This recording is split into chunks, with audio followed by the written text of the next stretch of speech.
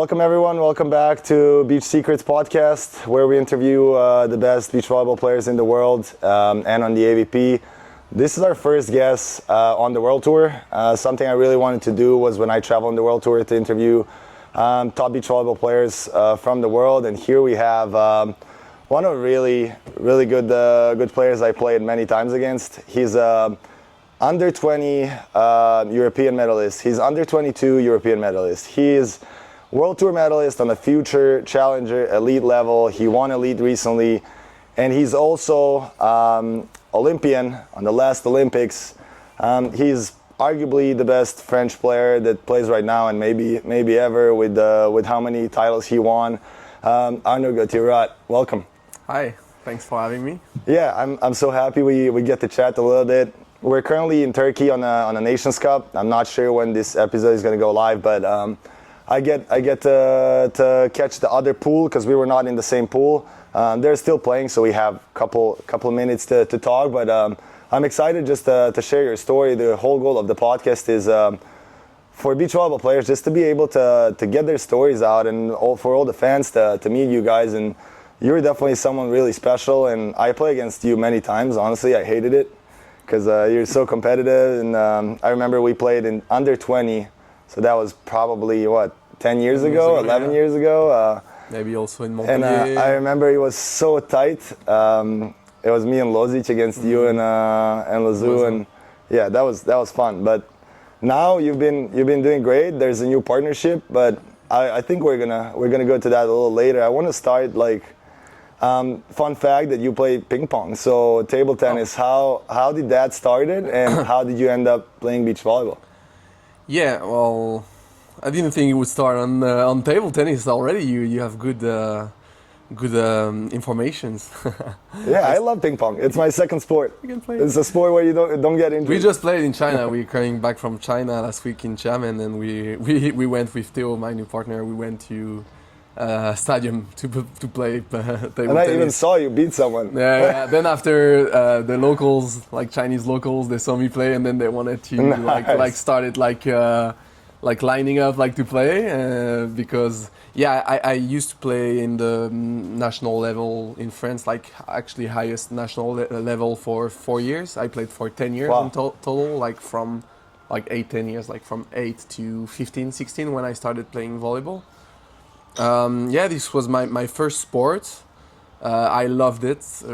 It brought me a lot, actually, from reflex, agility, wrist control, and everything. For sure. But then, I started to get fed up with, after playing such a long time. Also, I think I was reaching also close to my maximum in that sport. I was fighting against my height because it's not really an advantage. I was more inclined to switch to another sport where this would help me more. And then I argued between basketball and volleyball. And then when I was 15, 16, I switched to volleyball. So you switched to volleyball or indoor volleyball? Indoor volleyball, because my family was into indoor volleyball. My sister used to play in the national team. I used to play also every summer, 3-on-3. It's very big in France. 3-on-3 in the beach. Every summer, I would play 2 months there. So I wanted to go high level already. So I was more inclined to go to volleyball because basketball would have been harder for me to reach the high level. So when you start playing volleyball, did you also start playing beach at the same time, or that came later? So I was 15 maybe at the time. Right away I went into in France you have this center where it's either regional or national, one in Montpellier. So I went to this center we call Pôle Espoir in the Parisian suburbs. And then I went there and I say, okay, can you try me out and maybe you want to get me in? And then they said sure. And then I started 1 year as a middle blocker. Oh wow! Yeah, I didn't know that. And then after 1 year, I was already developing, and then I went to the national center in the south in Montpellier, which is really big. It's like the training center for indoor national team. Yes. And at that time, it had all the big stars that we see now that made a gold medal in both Tokyo and Paris. So I went there and say, okay, try me out again, and then they say, sure, we need someone like more defensive skills because they had Boyer, Patry, Tim Carl, all these guys were there, and they needed more like someone that was more flexible, more defensive. So they tried me out in reception and everything, and they say, okay, we can get you in, and then started like 2 years where I really learned all the skills that I have now. I developed them there to the maximum. It's really like the top formation in France. It's the best you can have, honestly. And then you had all these guys that continue playing indoor. They went to gold medal winners at the Olympics, and I think like 70-80% of the team went to this training center in Montpellier, CNVB, it's called. So yeah, I'm not sure what I was answering to, but we've. So that's amazing, because I didn't know what's your background. I know you play table tennis, but that kind of explains a lot. So your reaction and just movement patterns came from ping pong or table tennis, and then after that you develop all the technique that you need for beach volleyball. So once you came to beach volleyball, you already kind of had the coordination and technique, so you can straight away jump into like a higher level beach volleyball, right? So. I assume that's how it went. Yeah, exactly. Like I was lacking really athletic skills. Like I had good control already, good vision, good coordination, everything, but I was lacking athletic skills. And it's been like 10 years that I'm like trying to build up this to be able to express what I already knew what to do. So yeah, all these skills plus the athletic skills that I'm developing and I'm continuing working on, then I think that gives me a maybe more balanced type of player. So I'm curious because I kind of want this to be a little more, detailed podcast to kind of just a little bit pick your brain on what you do and how listeners can get better, just from hearing what we do. And you say that you were lacking physical skills. You're coached for many years now in the national team by Brazilians. Do you think that Brazilian style of coaching, where it's a lot of conditioning and a lot of movements and a lot of like fast-paced kind of reps, do you think that helps kind of create that balance between technique and physical? That's what we needed. Like in France, we were like in beach volleyball, they were like kind of old school coaching. Very like making exercise like that. It's too much determined what you have to do. You have to go there, then you have to go there, then you have to make a line shot, then you have to go to that direction, look this, that. The Brazilian way of coaching, and also like Stefan Canet, maybe you know him. Yes, of course. Goes well together. It's more like focused on intensity training. So it's not going to be such a complicated, complex exercise, but you have to do with high intensity. Nice. And this is what I needed. So that's why also I wanted to keep working with Elmer, who is currently our main coach, but was more the physical coach. He was a second coach. Second coach and physical trainer for Paris Olympics. Because the way he's working with me is like pushing hard, then focusing on building strengths and intensity training, and that's, I think for me, you can make like 1,000 reps in reception and you're good, but then after you are at 180 BPM because you're playing in China and it's super hot, warm, humid. and it's humid, and then you suddenly it's super hard just to make one pass or to give an easy rep. Yeah. So doesn't make sense for me to train outside of that range. So you try to bring yourself to that level, to that bubble, and then really make the reps that counts. The sets. Yeah. No, that is amazing because I don't have a coach. Serbia is not it's not big beach volleyball country. We're still developing, and I'm in US. So I worked last year with one of the Brazilian conditioning coach. I specifically work with him remote. He was in Brazil. He was sending me conditioning practices, and that was like additional kind of, you go to gym, you practice volleyball, but you also do conditioning, which is a separate part, because beach volleyball has a lot of aspects, right? These are three aspects, but there's also like mental game, there's strategy, there's partnership, communication. There's so many aspects that people think that volleyball, you just need to practice technique, but that's 10% of the game. There's so many aspects. So I think I'm happy that you like the system, because sometimes I think, I know we'll touch base on that you study and work, and sometimes it's hard during the day. You're tired, you study, you work, you practice, you go to gym. It's so hard to motivate yourself to go and do conditioning or intensity reps. A lot of players, a lot of listeners, they just go and play or do easy drills because it's hard to motivate.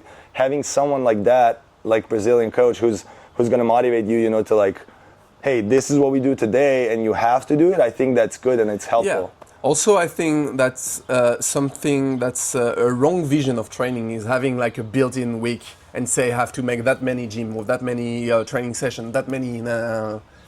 You have to make good sessions. This is what, for me, is the way I train. Like nice. I'm gonna aim for 5 good sessions, maybe a week. But if I'm too tired, if I'm too busy, if I have other things in life that can happen, I'm not gonna make 5 average sessions. I'm gonna make 4 good sessions. If I'm too busy to make 4, I'm gonna make 3, or I'm gonna make even 2 or 1.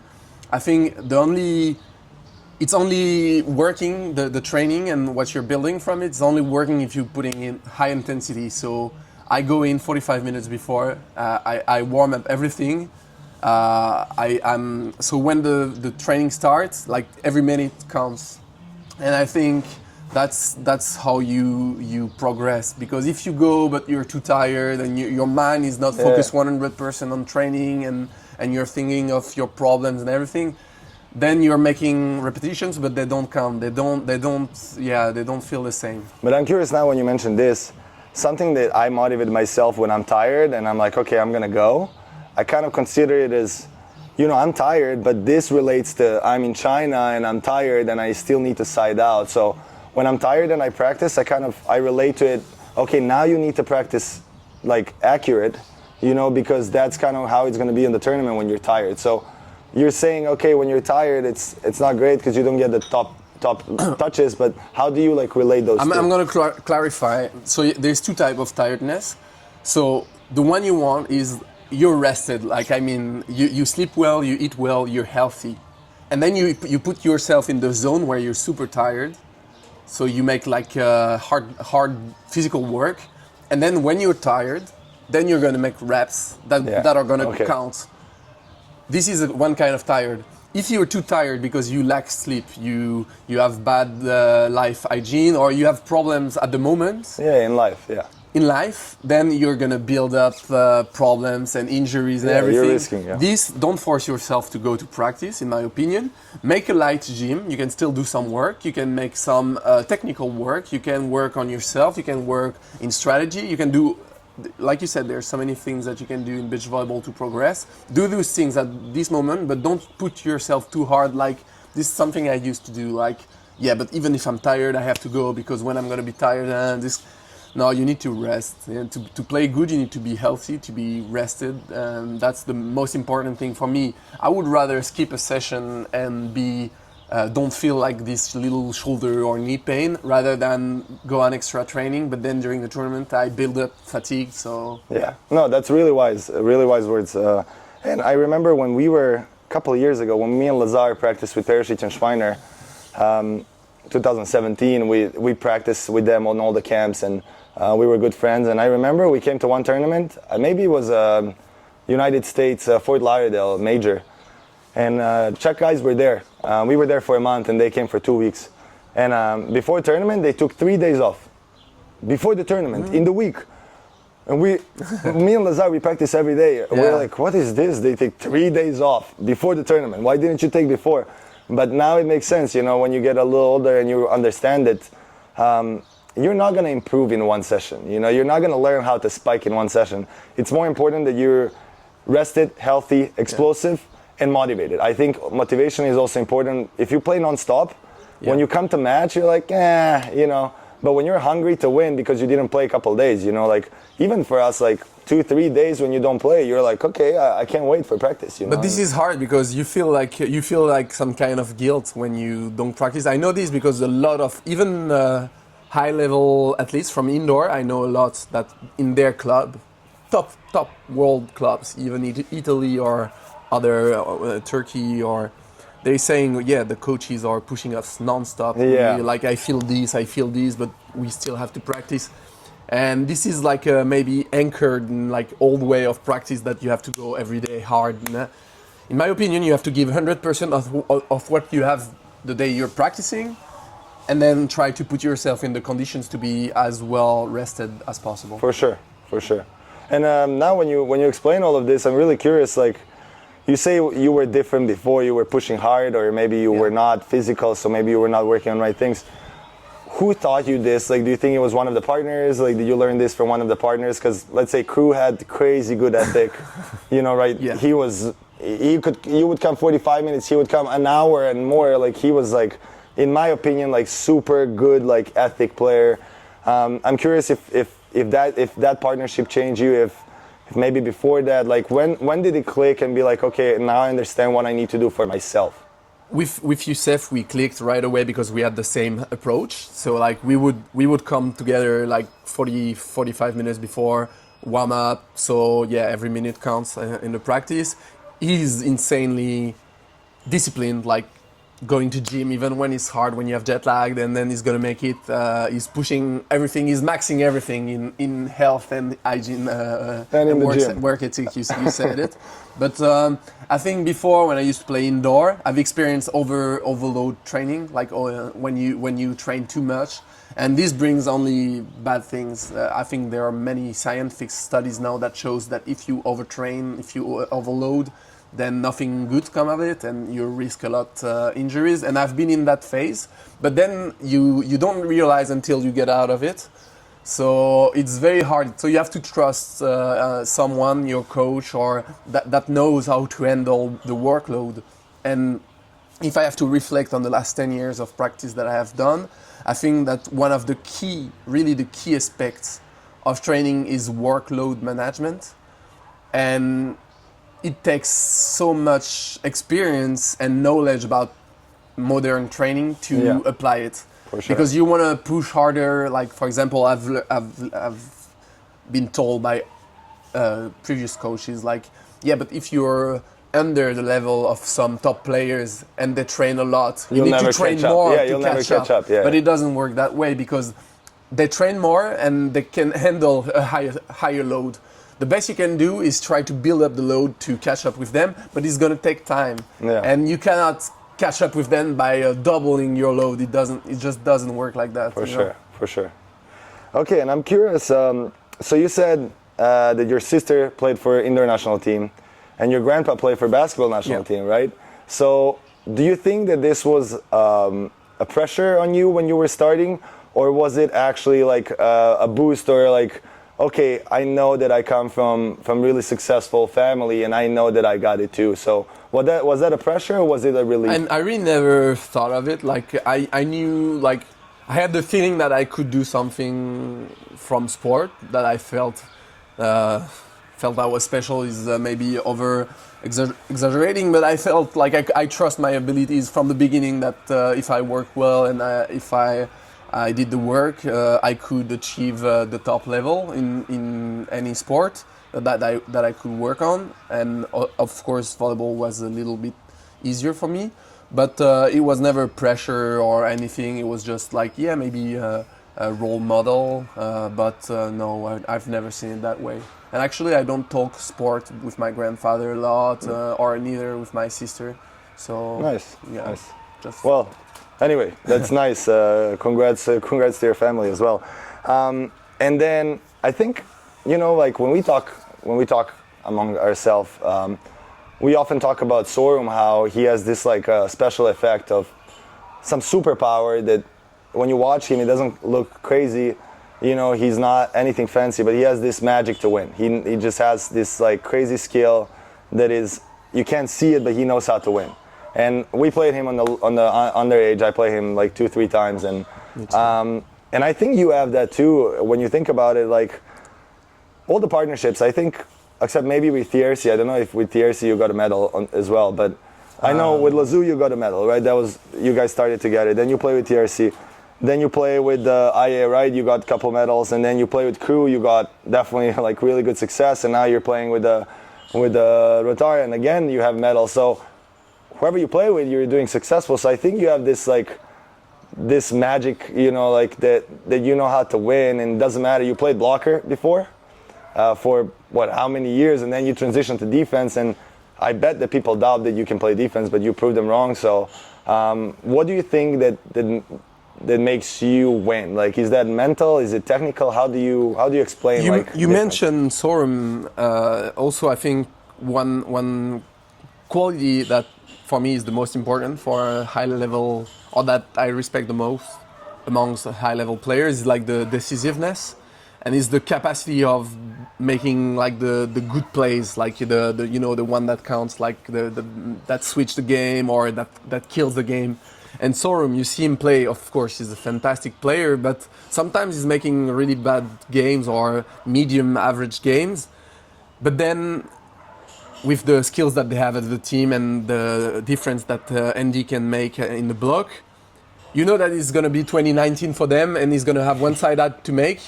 Maybe he missed 4 before, but this one is going to make. And this is the difference, and that's what you remember from the game. So I think that's what I try to bring to my game. And also my main skill maybe is to be able to bring out my partners to their best levels, and maybe seeing them, their quality, but also what they lack, and maybe bring them and cover for them those lack.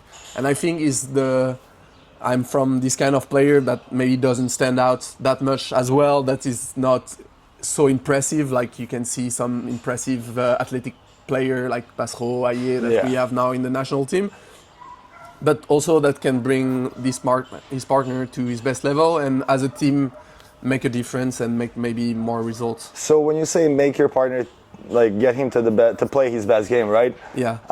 Does this come from mental aspect and the verbal kind of communication where you support him, you give him solutions in attack, in defense, and this and that? Or does it come from technical aspect of, okay, my partner is maybe not that good of a passer, I'm going to take more court, or I'm going to take more defense, or is it verbal, like communication, or is it technical? It's both. It's like you said, you mentioned 3 aspects of beach volleyball, so like mental skill, physical, and technical skill. So you can bring out from both. For example, I was playing with Ayer, his first touch is not the greatest, but if he has ball on the net, he's going to be 90% side out. So my job is to bring him the ball. So I work a lot in setting and transition set and out of system setting. So I bring him the set that he needs, even if it means covering for him is maybe bad first touch. For another player, is going to be maybe pushing him when he's in need, saying that you're going to cover if he gets blocked, you're going to make a play, you're going to bring him a ball, you keeping in the game, so more in the mental skill. Another game is physical. Maybe with Youssef, sometimes it was too hot and too hard, and he's relying a lot in his athletic capacities. So when he was getting tired, maybe I can go to the block, get the second hand. Yeah. So you can bring in every aspect of the game. You can bring a lot to your partner, and you have to know how. The hardest being in the mental ability, because every player reacts differently. For sure. And it's hard to find the way to talk to your partner to bring out the best. And for example, with Loiseau, you just need to fire him up. Yeah, exactly. If he misses, say, okay, this guy served you 3 times, you're gonna miss a 4th. Who are you? You don't have a good side out? The people are gonna say you suck? What's gonna happen? No, come on. And then okay, I'm gonna show you. Bah! And then he kills the ball and he brings back. On the contrary, Quincy reacts really bad on conflicts. So I have to go really smooth. Wow. Like, I'm gonna go with you. I'm gonna help you. If you get blocked, I'm gonna cover. But if I go hard on him, it's gonna go hard on me, and then it's gonna be conflict. So I have to avoid this. That's why Aya didn't work together.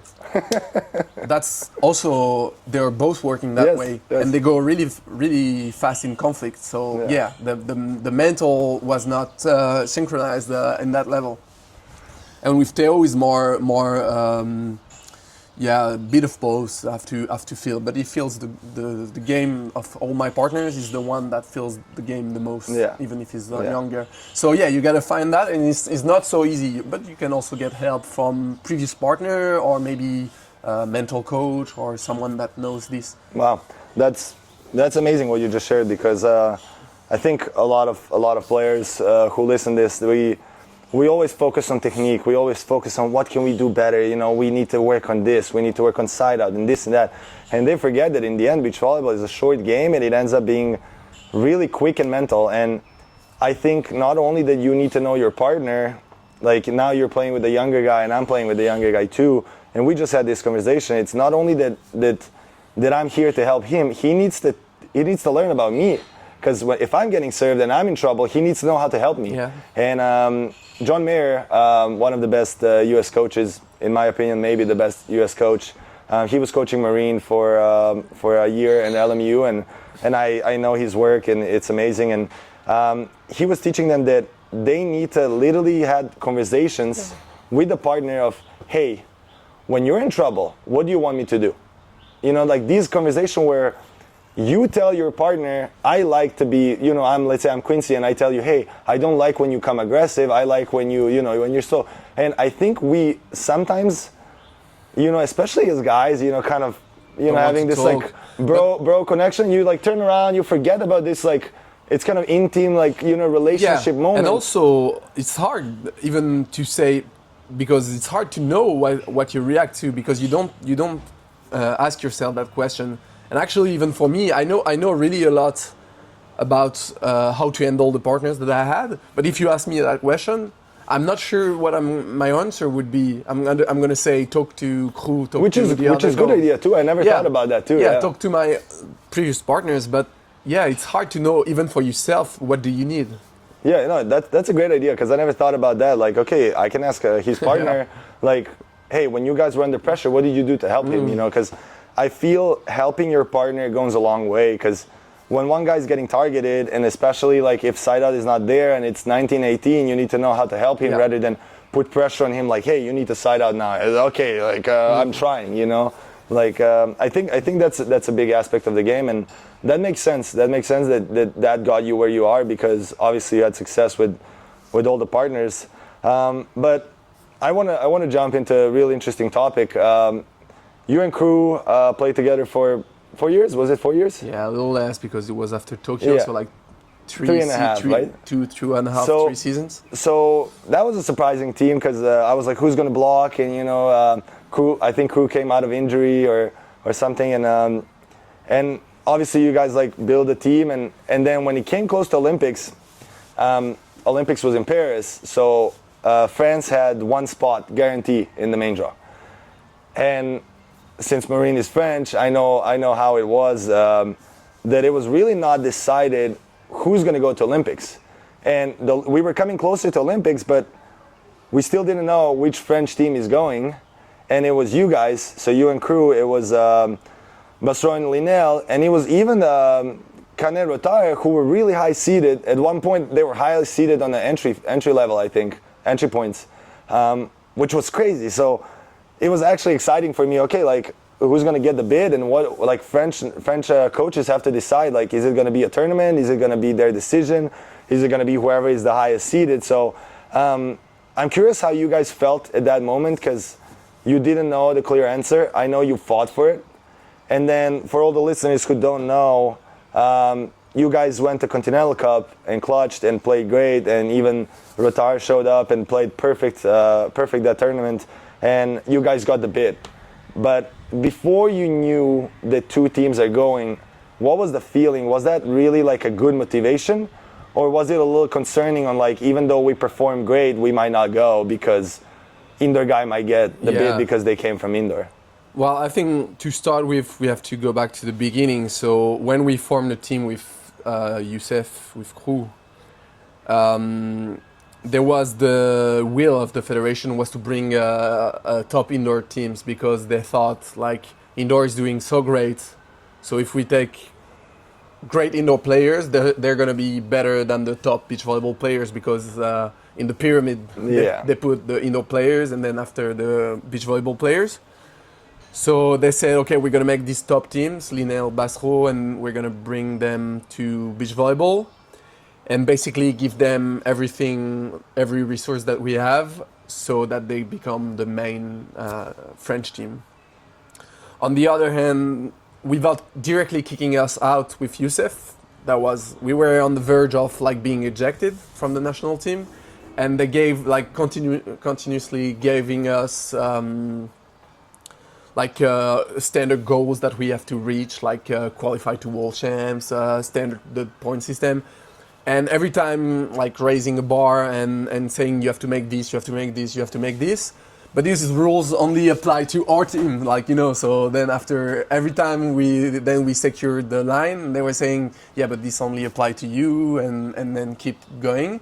But eventually after we proved, like, qualified to world champ and made a couple significant results, and at the end winning the elite in Turkey was like the switch that made the federation say, that was the first elite medal, the first gold, right? First goal for France. For France. Yeah, in the major tournament. Yeah, when you guys won that, I was like, you guys have to go. Like, you cannot win gold medal and not go. Like, and it would be ridiculous. Okay, then from there it was like, you can say what you want, the federation, but like you have to acknowledge that we are a team and we are a top team in the world because we are winning elites. So then it became like a system with two teams fighting for the Olympic spot. When you won gold, then you became equal. Yeah, still under in the eyes probably of many, and including the main. So there was like a chief of project, Lisandro. Because I just want listeners to know. I read the article before this all happened. That president of French Federation said that Basro and Linel are going to represent France. No, and that was so early. Not president of federation, chief of project. Okay, chief of project. And that was so early. Like, how can you claim what? So this article was a big thunder.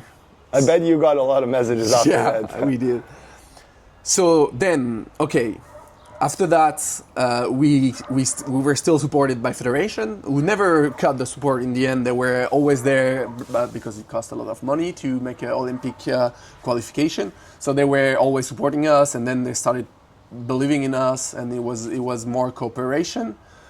But on the other hand, we had the chief of project, like Brazilian, Lisandro, was more like inclined to support the team that he had more in charge. So in the beginning was in charge of the whole project, but it shifted to building this indoor super team. If you claim something and you get a lot of money for it, you have to explain why that money went there. And it makes sense, you know. And then then in the end, it was like using a lot of resources to their team. In the beginning, we had the second coach, Elmer, that was also helping our team, but then he stopped doing that, and we were making more results, getting closer to Olympics, but getting less resources as we moved. Yeah, they were making it heavier for you guys. It was heavier, wow.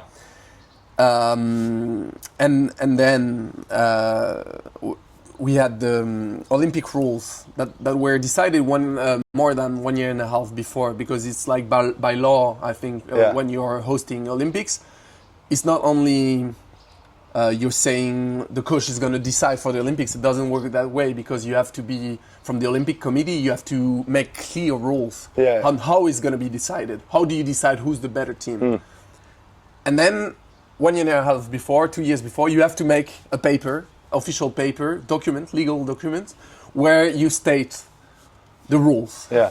And basically it was a mix between highest Olympic ranking and number of top 15 teams beaten. Okay. So it was a mix of the two, but it was not clear what was the main argument, and that's what the legal aspect was there. It was like, you don't know, for example, if one team is in top on the first and the other is top of the first. Because what if it was 15 and then now they're not? And a lot of that's exactly. That's shady.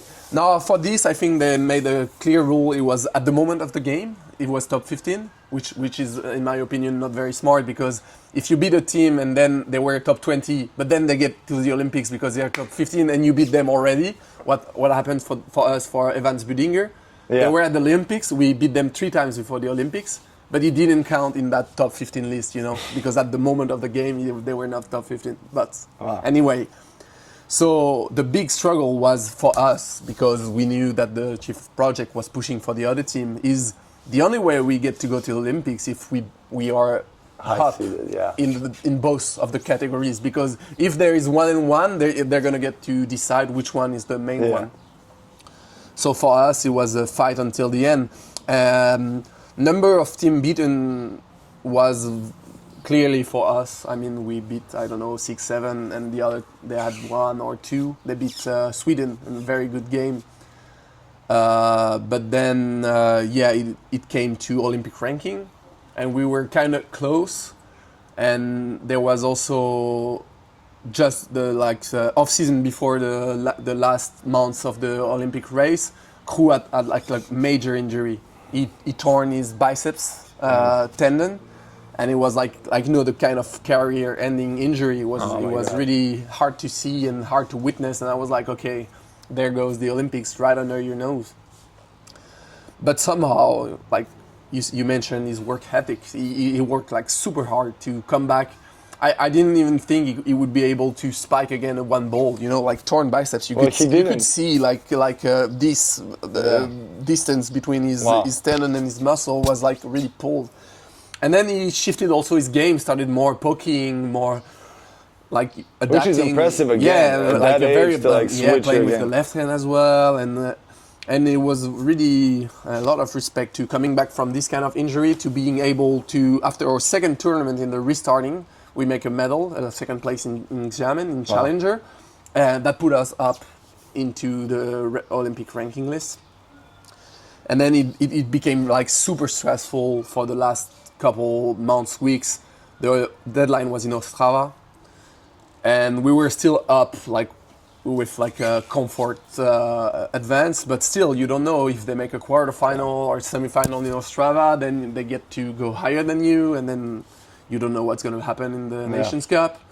So it was super stressful, really one of the most stressful moments of my life, because I'm not like anxious or anything, I'm more like chill and everything, but when the stakes are so high and you are tired from 2 years of fighting your life on the court and outside, I don't know, the last 3-4 days in Ostrava, I think I slept 1 hour, 2 hours per night. I was like exhausted, totally dead.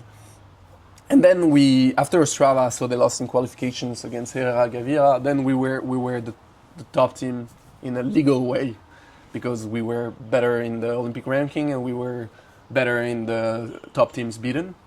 So legally there was nothing that could prevent us from going to the Olympics in case we would not secure a spot.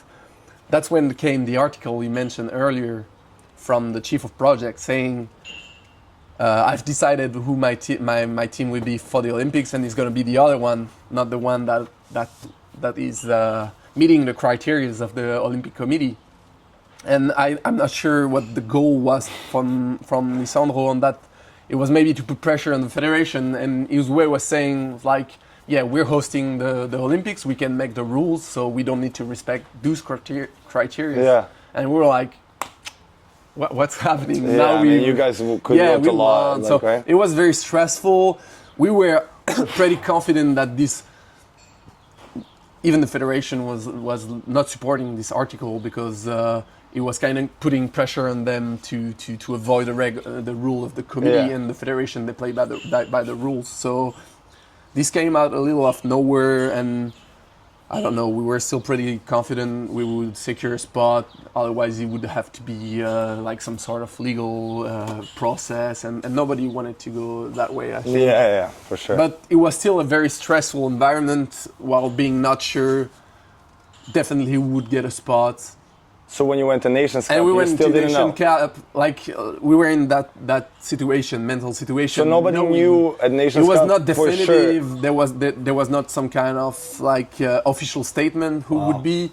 But at the same time, we met the criteria, so it should be us. And then we were playing in that kind of tense atmosphere.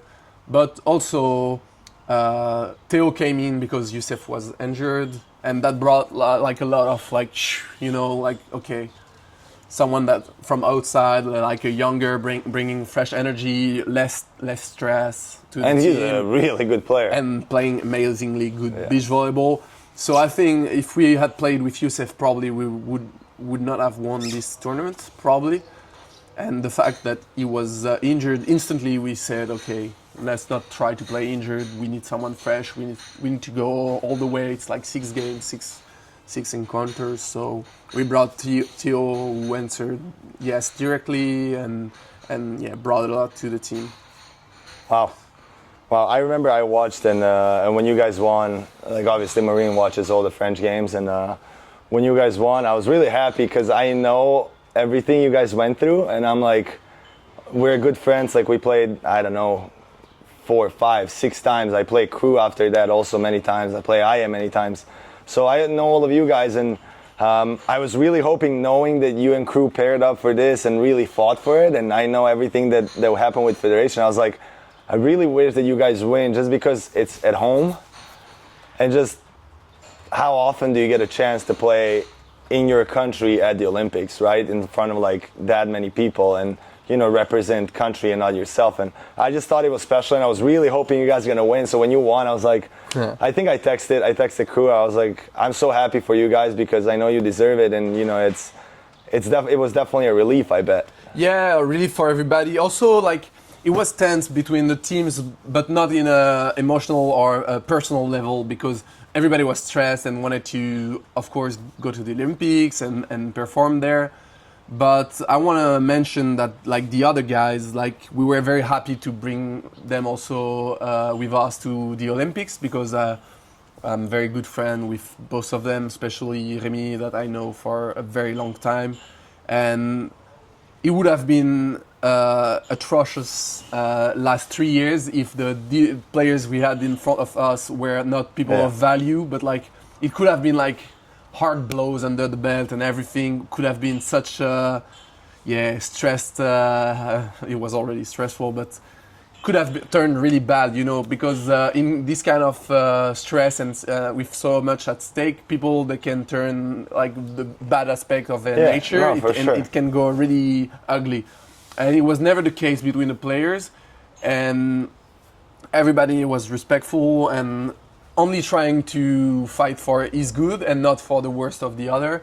So in the end, we were happy to share this with them, and everybody was relieved that it wouldn't go into a big fight and everything, and it's just like, okay, now we got 2 spots and it's over, and No, I bet, because it's crazy, right? Because as humans, like, I remember I played indoor, I can relate to this, where when you're outside and you're on the bench and you're like, you want to play, so you're wishing your friend, your teammate to play bad in order for him to get out so you can get in so your team can win. Like, it's such a weird kind of mental aspect, right? And this, you guys practice together, so you're there to make each other better. You compete for one spot, which means you're almost like the biggest enemies out of the whole world. Your teammates are your enemies because there's only one spot. Mm-hmm. And then instead of fighting for the spot, both of you get to go, which makes it so special because you guys make each other better. You wouldn't succeed without them because they made you better, because they compete against you every single practice, right? And they wouldn't succeed. We didn't practice so much together, actually. No, because he was, I don't know, like chief of project, also didn't want to share resources, so they were training on the side. And us. Okay, but anyway, like it was the plan in the beginning. Just having, but like, also they were also bringing, how you say, like competition, and just bringing the end, like, they're your country, they're your, like, your closest people, they're French, so it sucks, like, trying to wish something bad for your own, I think like, it's a hard position to have, because, like you said, for example, us in terms of sponsors or support from federation, some top teams get it, but the others don't, so you're kind of fighting for it. And I think it's not hypocrite to be wishing good for you without wishing bad for the others, and you can be happy when a team lose. That means that you get something, without being like happy that they lost. It's really, you have to separate the two things: what's good for you and not wish bad for the others at the same time. You can be happy for the consequences of the other maybe not making a result or not being in front of you without actively wishing them bad in their life or in their career. Yeah. Well, we're running a little out of time, but I'm so happy we get to touch base on this story. I think it's really special, and that's the reason why I wanted to talk to you, so people hear this really inspiring story, how you guys made Olympics. I mean, I pretty much against all the odds, like, you guys were, as you said, there's a limit, you come to it, and then you're pushing more and more, and it kind of felt like it was escaping from you guys, but then you finally grabbed it. So I'm happy about that. I want to hear a couple words of new partnership, and you guys just started and already got a medal, and it's, I think, first time you're in the position that you're the older and, you know, like a mentor maybe, or how I've like in the position, like I'm the oldest now, definitely, because Theo is super young. And also I've been in that position also with many partnerships that I'm more leading in the team in a strategical and energy way. So even that doesn't relate to your age, in my opinion. Yeah. But definitely super interesting to play with Theo. I've been everything that we built with the previous partnership was very nice on the progress, but it was nothing compared to the potential that we have with this team and with Theo. He's very young, but at the same time he's the player with the most experience and the most sense in the game that I've played with.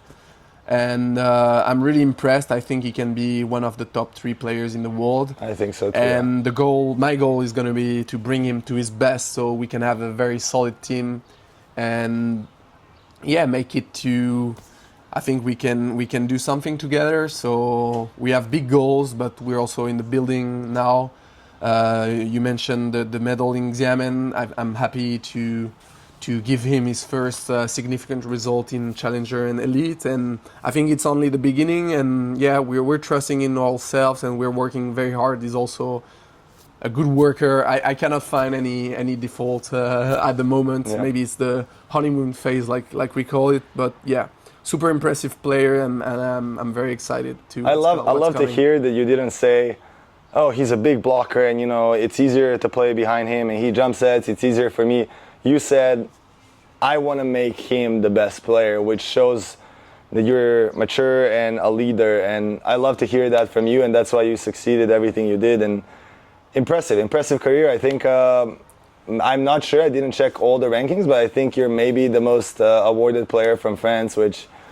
I think you said Krug and Rolandson had a lot of results in the past also, but maybe I'm not getting far from it. Maybe after Theo, this won't be a question, hopefully. Nice. But I think that's a great start. Where can people follow your guys' story? Do you guys have we Instagram? put everything on Instagram, and they can follow up there, and hopefully more good to come. Okay, I'll put the link in the videos, and thank you so much for taking time. You guys have still one more match here at Nations Cup? One more match this afternoon, and then next week we're gonna rest. We are not going to Australia because it's been a very tiring last weeks in China and now in Turkey, so we wanted to get some time for ourselves before. You guys deserve it. I really wish you good luck. I want to give you this small present, Polar Gold CBD cream. They're our main sponsor for the podcast. If you have any pain, I mean, we're getting 30, so... Are we already? You know, it's getting there in the body if you practice a lot like you do. And you take good rest, you mentioned, so maybe you don't need it yet, but in the future. Thank you. Anyway, thank you so much for coming, and I wish you all the success, and guys, follow this guy. He's amazing, and the story is inspiring. You can learn a lot from him. Thank you.